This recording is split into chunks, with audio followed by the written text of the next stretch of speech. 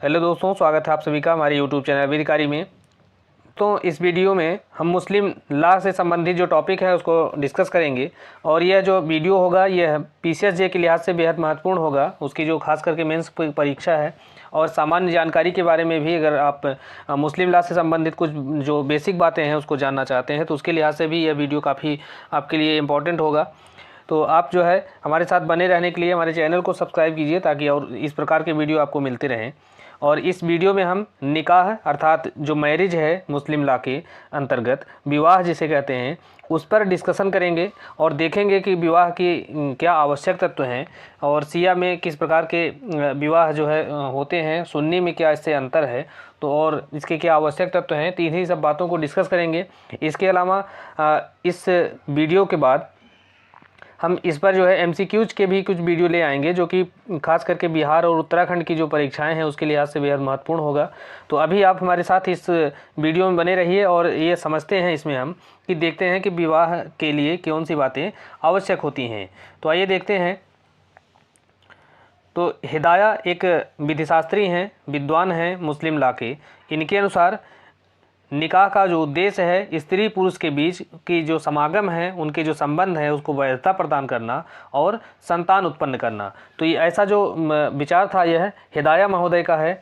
और अब्दुल कादिर बनाम सलीमा का एक केस है। इस केस में न्यायाधीश महमूद ने कहा कि निकाह जो है विशुद्ध रूप से एक सिविल संविदा है, अर्थात यह कोई संस्कार नहीं है। जैसा कि हिंदू विधि के अंतर्गत जो विवाह होता है वह संस्कार होता है और कोई हिंदू जो विवाह है वह तब तक पूरा नहीं होता जब तक कि उसके जो संस्कार हैं वो पूरे नहीं हो जाते। जैसे कि अग्नि के समक्ष जो सप्तपदी है, 7 फेरे लेना है, या इसी प्रकार के और भी उसमें कई फॉर्मेलिटीज़ हैं, वो जब तक उसको पूरा नहीं किया जाता तब तक वह जो हिंदू विधि के अंतर्गत विवाह नहीं हो सकता है। इसी प्रकार से मुस्लिम विधि के अंतर्गत जो विवाह है वह एक सिविल संविदा है। अब संविदा में क्या बातें आवश्यक होती हैं कि 2 पक्षकार होते हैं। एक जो है किसी कार्य को करने का प्रस्ताव देता है, दूसरा इस प्रस्ताव को स्वीकार करता है। इसके एवज में एक प्रतिफल दिया जाता है जिसे कीमत कहा जाता है या कंसिडरेशन कहा जाता है।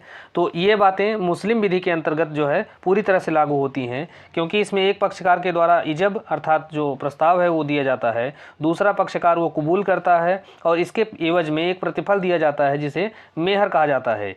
तो इस प्रकार से इनका जो कथन है अब्दुल कादिर बनाम सलीमा के केस में न्यायमूर्ति महमूद का, तो यह जो कथन है बिल्कुल मुस्लिम लॉ के संदर्भ में सही लागू होता है। और एक और केस आया था सबरुन्निसा का केस। इसमें कलकत्ता उच्च न्यायालय के न्यायाधीश थे मित्तर। तो इन्होंने कहा कि मुस्लिम विधि में विवाह जो है वह विक्रय संविदा के समान एक सिविल संविदा है। जैसे विक्रय में मूल्य के बदले संपत्ति का अंतरण होता है, उसी प्रकार से जो मुस्लिम लॉ के अंतर्गत जो विवाह है या निकाह है, इसमें संविदा में पत्नी जो है संपत्ति के रूप में मेहर जो है प्राप्त करती है। तो इस प्रकार से जो है अगर हम देखते हैं तो जो मुस्लिम विधि के अंतर्गत जो निकाह है वह एक संविदा है। अब इसमें मोहम्मद पैगंबर साहब का एक कथन है जो कि विवाह को लेके उन्होंने कहा था कि विवाह जो है यह मेरी एक सुन्नत है और जो लोग जीवन के इस ढंग को नहीं अपनाते हैं वे मेरे अनुयायी नहीं हैं। और मुस्लिम जो कथन है यह पैगंबर मोहम्मद साहब का है।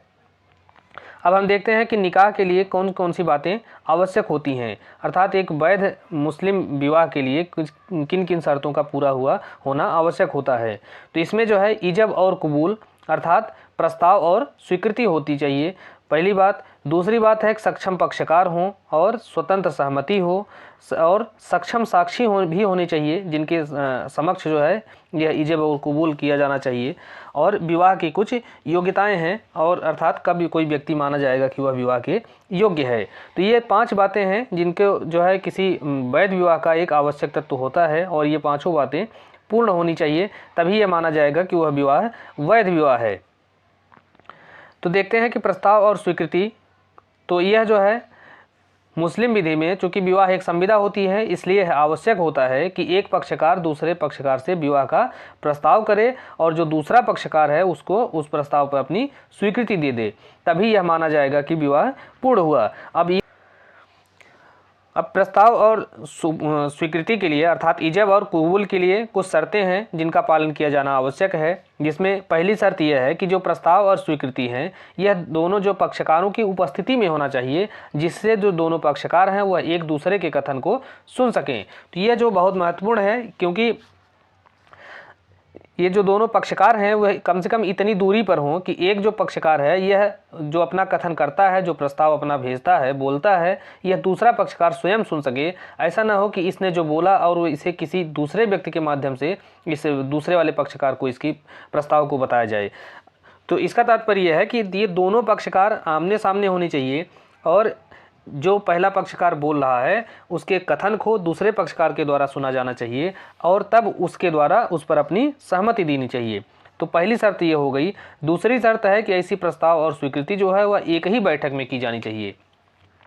तो इसका तात्पर्य यह है कि एक ही बैठक से तात्पर्य है कि अगर एक व्यक्ति आज प्रस्ताव करता है, आज उसने प्रपोज किया कि हम आपसे विवाह करना चाहते हैं, क्या आपको यह विवाह स्वीकार है, तो दूसरा जो पक्षकार है वह वहीं पर होना चाहिए, उसी बैठक में होना चाहिए और इतनी दूरी पर होना चाहिए कि वह इसकी जो प्रपोजल है उसको सुन सके। ऐसा नहीं है कि आज 1 तारीख को अगर इसने अपनी जो है प्रस्ताव दिया और 4 दिन बाद उस प्रस्ताव पर दूसरे पक्षकार के द्वारा स्वीकृत हो, तो ऐसा होना जरूरी नहीं है। या प्रस्ताव एक बैठक में हुई और स्वीकृति दूसरे बैठक में हो, तो ये जो है नहीं होना चाहिए, बल्कि प्रस्ताव और स्वीकृति दोनों एक ही बैठक में एक ही स्थान पर होनी चाहिए। और तीसरी बात है कि साक्षियों की आवश्यकता होती है, अर्थात जब ऐसा जो प्रस्ताव और स्वीकृति की जा रही है, ईजब और कबूल जब किया जा रहा है, तो वहाँ पर साक्षी होने आवश्यक हैं। अब साक्षियों के संदर्भ में देखिए सिया और सुन्नी विधि में अंतर है। सुन्नी विधि कहती है कि विवाह के समय 2 साक्षी अर्थात 2 पुरुष साक्षियों का होना आवश्यक है। अगर 2 पुरुष साक्षी नहीं हैं तो वहाँ 1 पुरुष और 2 स्त्री साक्षियों का होना आवश्यक है। लेकिन किसी भी स्थिति में केवल स्त्री साक्षी नहीं हो सकती हैं, अर्थात अगर पुरुष साक्षी नहीं है तो ऐसा जो विवाह है वह शून्य होगा, ऐसा जो विवाह है वह मान्य नहीं होगा। लेकिन ऐसे जो साक्षी होंगे उनकी भी कुछ योग्यताएं हैं कि ऐसे जो साक्षी हों वह आकिल हों अर्थात स्वस्थचित्त हों, बालिग हों अर्थात वयस्क हों और मुसलमान हों। तो ये 3 बातें जो है साक्षियों के ऊपर भी लागू होती हैं, अर्थात कोई गैर मुसलमान व्यक्ति या कोई अवयस्क व्यक्ति या कोई पागल व्यक्ति जो है यह साक्षी नहीं हो सकता है।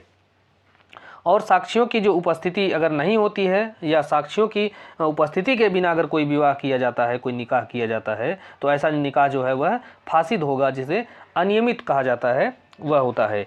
अब सुन्नी विधि के अंतर्गत तो विवाह के समय साक्षियों की आवश्यकता होती है, लेकिन सिया विधि में नियम अलग है। यहाँ पर विवाह के समय साक्षियों की कोई आवश्यकता नहीं होती है, बल्कि जब तलाक होता है तो उस समय 2 साक्षियों की आवश्यकता होती है। इसके अलावा जो नेक्स्ट पॉइंट है वह है स्वतंत्र इच्छा। तो विवाह के जो पक्षकार हैं वह अपनी स्वतंत्र इच्छा से, सहमति से वो जो है प्रस्ताव करते हैं और दूसरा जो पक्षकार है वह अपनी स्वतंत्र इच्छा से उस प्रस्ताव को स्वीकार करता है। अर्थात ऐसा जो प्रस्ताव और स्वीकृति है वह किसी अनुचित दबाव के बिना होनी चाहिए, कपट से प्रभावित नहीं होनी चाहिए।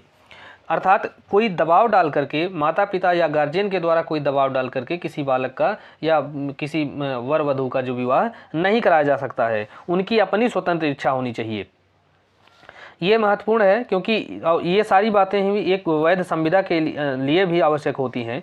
और एक बात और है कि अगर जबकि विवाह के जो पक्षकार हैं वह अवयस्क हैं, अर्थात वह अपनी स्वतंत्र सहमति देने में जो स्वतंत्र नहीं है, सक्षम नहीं है, तो ऐसी स्थिति में उनकी ओर से उनके जो विधिक संरक्षक होते हैं, उनके माता पिता या जो न्यायालय के द्वारा गार्जियन नियुक्त होते हैं, तो ऐसे जो गार्जियन हैं वह उसकी ओर से सहमति दे सकते हैं। अब देखते हैं कि विवाह करने के लिए जो पक्षकार हैं वह सक्षम कब माने जाएंगे, अर्थात जो विवाह करने के लिए सक्षमता क्या होगी। तो इसके अंतर्गत जो है मुस्लिम विधि के अंतर्गत जो विवाह की आयु है वह वयस्कता की आयु जो है, वयस्कता को उर्दू में बुलूग कहा जाता है। तो बुलूगता की जो आयु होती है वह 15 वर्ष मानी जाती है। अर्थात अगर कोई व्यक्ति जो मुस्लिम है वह 15 वर्ष की आयु प्राप्त कर लेता है तो वह विवाह करने के लिए योग्य माना जाता है और वह जो विवाह के लिए अपनी सहमति दे सकता है, उसके लिए वह सक्षम हो जाता है। पहली कंडीशन हो गई। पहली और दूसरी कंडीशन है कि अगर वह 15 वर्ष से कम है लेकिन 7 वर्ष से अधिक है, जिसे सगीर कहा जाता है। तो अगर वह सगीर है अर्थात 15 वर्ष से कम आयु का लेकिन 7 वर्ष से अधिक आयु का व्यक्ति है, तो उसकी ओर से जो विवाह की सहमति होते हैं उसके संरक्षक देते हैं, अर्थात उसकी ओर से जो विवाह की संविदा जो है उसके गार्जियन करते हैं। और तीसरी कंडीशन ये है कि अगर जो है विवाह का जो पक्षकार है वह 7 वर्ष से कम आयु का है, जिसे शरीरी कहा जाता है, तो वह जो विवाह करने के लिए योग्य नहीं होता है और ऐसा जो विवाह है वह नहीं किया जा सकता है। अब ये तो हो गई कि एक विवाह करने के लिए कौन कौन सी बातें आवश्यक होती हैं। अब देखते हैं कि जो प्रतिसिद्ध नातेदारी है, अर्थात कौन से ऐसे रिश्ते हैं, कौन से ऐसे संबंध हैं जिनके अंतर्गत जो है विवाह नहीं किया जा सकता है। और इसमें भी 2 प्रकार के हैं। एक है कि जो विवाह जो है शून्य होगा अगर ऐसा विवाह किया जाता है संबंधों के अंतर्गत। दूसरा है कि वह शून्यकर्णी होगा, शून्यकर्णी नहीं होगा, अनियमित होगा। तो ये 2 बातें हैं। तो हम देखेंगे कि कौन से रिश्तेदारी हैं, कौन से नातेदारी हैं, अगर उसके अंतर्गत जो विवाह किया जाता है तो वह शून्य होगा और कौन से अनियमित होंगे। तो शून्य को बातिल कहा जाता है उर्दू में। तो देखते हैं कि ये संबंध हैं, जैसे पहला है रक्त संबंध, जिसे कराबत कहा जाता है। तो इस संबंध के अंतर्गत अगर कोई विवाह किया जाता है तो वह विवाह क्या होगा, बातिल होगा। बातिल से तात्पर्य शून्य होगा। तो कौन कौन से हैं, जैसे माता से विवाह, दादी से विवाह, पुत्री से अपनी विवाह या पौत्री से विवाह, सगी बहन, सहोदर बहन या एकोदर बहन से अगर विवाह किया जाता है तो ऐसा विवाह भी बातिल होगा। भाई की पुत्री से या भाई की पौत्री से कोई विवाह किया जाता है, पिता की माता या पिता की जो बहन है उनसे अगर कोई विवाह किया जाता है, दादा की या दादी की बहन है, अगर इन सब से विवाह किया जाता है तो ऐसा जो विवाह होगा वह बातिल होगा, अर्थात यह जो विवाह है वह शून्य माना जाता है। और इसके अलावा जो विवाह संबंधी कुछ निषेध हैं जिसे मुसारत कहा जाता है, तो इसमें जो है विवाह संबंधी निषेध के अंतर्गत अगर विवाह किया जाता है तो यह भी शून्य होगा। तो विवाह संबंधी निषेध के अंतर्गत कौन कौन से रिश्ते आते हैं, तो जैसे हो गई पत्नी की माता या पत्नी की दादी, पत्नी की पुत्री या पत्नी की पौत्री, पिता या पितामह की पत्नी, पुत्र, पौत्र या नाती की पत्नी। तो इन संबंधों के अंतर्गत अगर कोई व्यक्ति की विवाह करता है तो ऐसा जो विवाह है वह शून्य होगा, क्योंकि इसे मुसारत कहा जाता है। और एक आता है धात्रेय संबंध। तो धात्रेय संबंध के अंतर्गत ये कहा जाता है कि जब कोई व्यक्ति या कोई शिशु जो है वह अपनी माता के अतिरिक्त किसी अन्य स्त्री का जो दूध पीता है तो वह जो अन्य स्त्री है उस शिशु की धात्री माता होती है। तो ऐसी जो धात्री माता है, तो धात्री माता के संतान से जो व्यक्ति विवाह नहीं कर सकता है, क्योंकि जो धात्री माता है वह एक तरह से सगी माँ के बराबर हो जाती है। और इससे अगर दूसरे अर्थों में समझें कि अगर 2 व्यक्ति हैं वह एक ही माँ का दूध पिए हैं तो वो उन दोनों का आपस में विवाह शून्य होगा, आपस में विवाह नहीं किया जा सकता है। तो इस प्रकार से जो है रक्त संबंध, विवाह संबंध और धात्रेय संबंध के अंतर्गत अगर कोई विवाह किया जाता है तो ऐसा जो विवाह होगा वह तो पूरी तरह से शून्य होता है। अब देखते हैं कि अनियमित या फासिद जिसे कहा जाता है, वो तो पहला तो हो गया शून्य जिसे बातिल कहा जाता है। यह फासिद जो विवाह है अर्थात अनियमित विवाह है, यह कौन कौन से हैं, तो फासिद विवाह से तात्पर्य होता है कि ऐसा जो विवाह है यह प्रारंभ से शून्य नहीं होता है और बल्कि इसमें कुछ कमियां होती हैं, उन कमियों को अगर दूर कर दें तो यह जो विवाह है वह मान्य हो जाएगा। जैसे 5वीं स्त्री से अगर कोई विवाह, अर्थात इस्लाम में 4 स्त्रियों से विवाह को मान्य किया गया है, लेकिन अगर कोई व्यक्ति 4 पत्नियों के रहते किसी 5वीं पत्नी से विवाह कर लेता है, इसी स्थिति में वो जो 5वीं स्त्री से जो विवाह होगा वह फासिद होगा या अनियमित विवाह होगा। तो इस 5वें विवाह को नियमित करने के लिए उसको जो है किसी एक स्त्री से अगर वह तलाक दे देता है, एक स्त्री को जो है तलाक देकर विवाह विच्छेद कर लेता है, तो उसके फिर जो ये फासिद विवाह है यह मान्य हो जाएगा। उसी प्रकार से उचित साक्षियों की अनुपस्थिति में अगर कोई विवाह किया जाता है, अर्थात अगर जैसे सुन्नी में यह बताया गया है कि 2 पुरुष साक्षी या 2 पुरुष अगर नहीं है तो 1 पुरुष और 2 स्त्री साक्षियों की उपस्थिति में ही विवाह किया जाना चाहिए। तो ऐसी स्थिति में अगर साक्षी उपस्थित नहीं है तो ऐसा जो विवाह है वह अनियमित हो जाता है। इसके अलावा अलग धर्म में अगर कोई विवाह किया जाता है तो वह भी अनियमित है। तो अगर मान लीजिए वह अलग धर्म में विवाह करता है, किसी अन्य धर्म की स्त्री से विवाह करता है, तो खैर अलग धर्म में विवाह केवल जो है सुन्नी में ही मान्य है, शिया में तो अलग धर्म में विवाह शून्य होता है। तो अलग धर्म में जो विवाह किया जाता है तो वो स्त्री जो अलग धर्म की है वो अगर वो इस्लाम स्वीकार कर लेती है तो ये ऐसा जो विवाह है यह मान्य हो जाता है। इद्दत की अवधि बिताती हुई स्त्री से अगर कोई विवाह किया जाता है तो ऐसा जो विवाह है यह भी अनियमित होता है। दो सगी बहनों से विवाह यह भी अनियमित होता है। तो यह इसे नियमित करने के लिए उसमें से एक को तलाक देना होगा। इसके अलावा एक मूर्ति पूजक, हिंदू या अग्नि पूजक जिसे पारसी कहा जाता है, तो इनसे अगर कोई विवाह किया जाता है तो ऐसा जो विवाह है यह भी अनियमित होता है। अब देखते हैं कि एक सुन्नी जो मुसलमान है, पुरुष है, खासकर महिला नहीं, क्योंकि महिला जो है केवल मुस्लिम के अंतर्गत ही विवाह कर सकती हैं। एक सुन्नी हो या शिया हो, वो कोई अगर महिला है तो महिला जो है इन दोनों संप्रदायों की महिलाएं किसी गैर मुस्लिम से विवाह नहीं कर सकती हैं। एक सुन्नी महिला शिया पुरुष से विवाह कर सकती है और शिया महिला सुन्नी पुरुष से विवाह कर सकती है।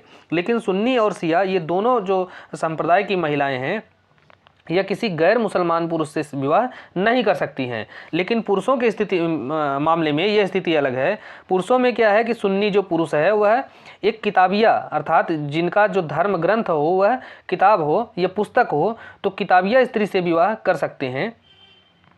जैसे ईसाई या यहूदी, तो सुन्नी जो है ईसाई या यहूदी संप्रदाय की धर्म की स्त्री से विवाह कर सकता है, परंतु वह मूर्ति पूजक या अग्नि पूजक स्त्री से विवाह नहीं कर सकता है। लेकिन जब शिया के बारे में देखेंगे तो एक शिया विधि के अंतर्गत जो शिया पुरुष होता है न तो किसी गैर मुसलमान स्त्री से विवाह कर सकता है और न ही कोई शिया महिला किसी गैर मुसलमान पुरुष से विवाह कर सकता है। और अगर ऐसा कोई विवाह किया जाता है तो वह विवाह शिया विधि के अंतर्गत शून्य होता है। तो दोस्तों इस प्रकार से इसमें हमने एक बेसिक जो विवाह के संबंध में जो प्रोविज़न है, खैर जो मुस्लिम लॉ है यह कोडिफाई नहीं है, यह संहिताकृत नहीं है, बल्कि यह परंपरागत विधि है। तो इसमें जो प्रावधान है उसको हमने डिस्कस किया है कि विवाह के संबंध में किस प्रकार के प्रावधान किए गए हैं। तो नेक्स्ट वीडियो में हम देखेंगे इसमें कि तलाक और इद्दत और जो मेहर है इन सब के बारे में एक अलग अलग वीडियो में हम डिस्कशन करेंगे। तो आप इसके बारे में और भी जानकारी पाने के लिए हमारे चैनल से बने रहिए। इसके बाद जो है MCQs का वीडियो हम इसी टॉपिक पर बाद में ले आएंगे। तो अभी खास करके आप इस वीडियो को अपने दोस्तों के साथ भी शेयर करिए और ख़ुद भी इसके अपनी ज्ञान का वर्धन कीजिए। मिलते हैं अगले वीडियो में। धन्यवाद।